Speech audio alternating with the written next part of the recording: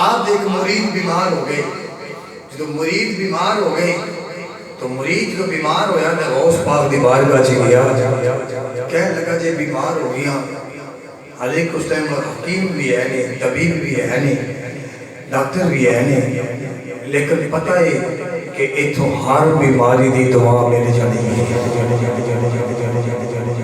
غوث پاک رضی اللہ تعالیٰ نے کول گیا نا تو آپ نے کول جا کے کہنے لگا حضور بڑا بیمار ہو گیا، لاغر ہو گیا، کمزور ہو گیا، بیماری جان نہیں چھڑتی پئی۔ تو غوث پاک رضی اللہ تعالیٰ عنہ آپ نے فرمایا اے جتھوں میرے مرید پانی پیندے نے، جتھوں طالب علم جس کڑے وچوں پانی پیندے نے، اس کڑے وچوں پانی پی اللہ تینوں شفا عطا فرما دے۔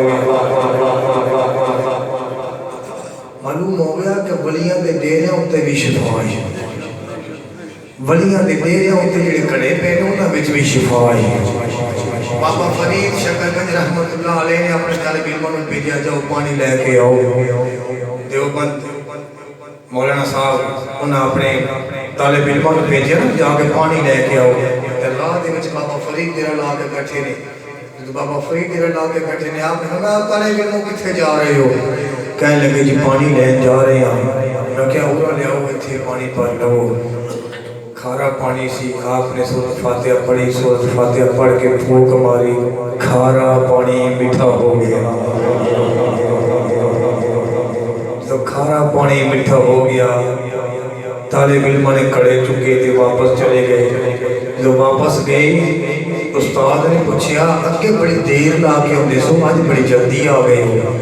کہنے لگے جی راہ دے وچ بابے بھی بیٹھے سن، انہوں نے کہا انہاں لے آؤ کڑے، تے کڑے لے آؤ تے انہاں انج کر کے سورۃ فاتحہ پڑھی، دم کیتا ہے پانی میٹھا ہو گیا ہے۔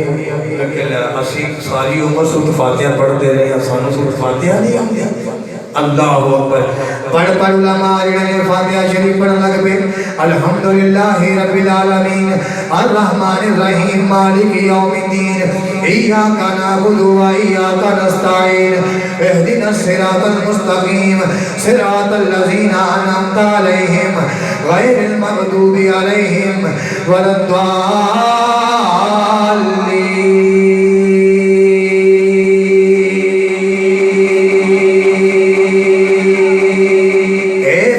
پڑھن لگ پے نے، فاتحہ پڑھ پڑھ کے دم کر دے پے نے، لیکن پانی میٹھا کوئی نہیں ہوتا۔ سارے علماء کٹھے ہو کے، استاد کٹھے ہو کے، شاگرد کٹھے ہو کے بابے فرید دی نگری وچ گئے نے، جا کے کہنے لگے بابا جی تسی کی پڑھیا ہے؟ سورۃ فاتحہ پڑھیے۔ اسی بھی سورۃ فاتحہ پڑھ دے رہے ہیں، پانی میٹھا کوئی نہیں ہویا۔ آپ فرمان لگے چلے ہو گئے ہو، اے سورۃ فاتحہ ایویں نہیں پڑھی جاندی جنہ ساری ساری رات اپنے رب نو راضی کیتا ہوئے، رب دی یاد کیتی ہوئے، رب نو منایا ہوئے، اللہ دا ذکر کیتا ہوئے، او زبان میں تے اونا والی ہونی چاہیے ہے۔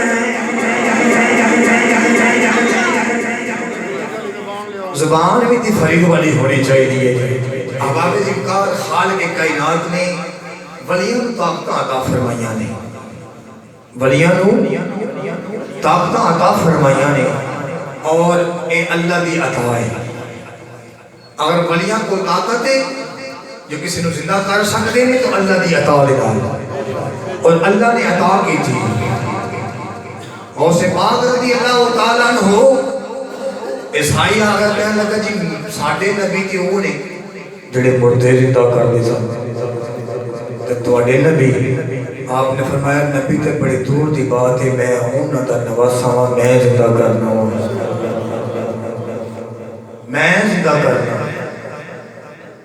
عیسائی بڑا پریشان ہویا کہ ساڑھے تے نبی کر دے رہے گا، تو ایک اندر میں کرنا ہے۔ آپ نے فرمایا ہاں میں کرنا ہے، جڑی قبر کے ہاتھ رکھیں اس سے قبر جب مردہ اٹھ کے بیٹھ جائے گا۔ ایک قبرستان کے اندر گئے، پرانا جا قبرستان ہے، جب قبرستان کے اندر پہنچے ایک قبر تے کھڑے ہو گئے، بڑی پرانی بڑی قدیم جی قبر، وہ دو تے جا کے کھڑے ہو گئے۔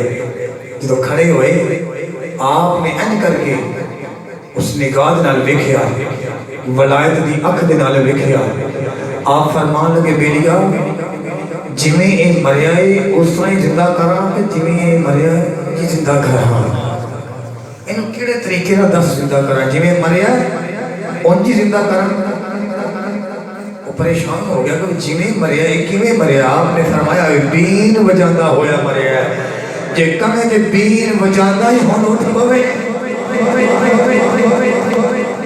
ایک جوگی دی قبر سی معلوم ہو گیا اللہ نے ولیاں نو طاقت الا ان اولیاء اللہ لا خوف علیہم ولا هم يحزنون